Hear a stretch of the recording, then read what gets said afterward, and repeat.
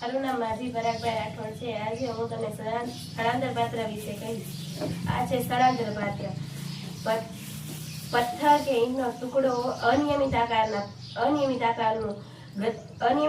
કદ શોધવા માટે સ્થળાંતર પાત્રનો ઉપયોગ કરવામાં આવે છે। પથ્થર કે ઈંટના ટુકડાનું અન્ય ઘન પદાર્થ માટે સમાંતર પાત્રની મદદ લઈ શકીએ। ચાલો આપણે પ્રયોગ કરીએ।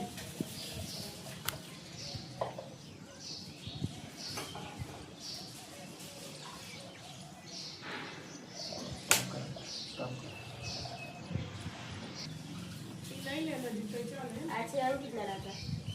આપણે આ પથ્થર આની અંદર નાખી તો આનું કદ આપણે શોધી શકીએ।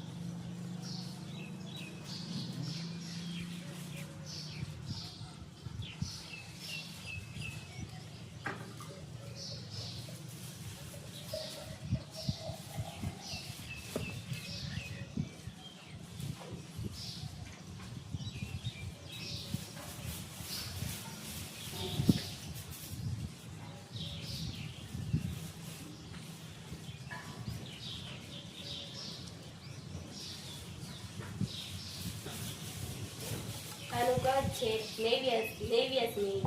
એ આપણે જાણી શકીએ કે અનિયમિત આકારથી આપણે આનો સ્થળાંતર પાત્રનો ઉપયોગ કરી શકીએ છીએ।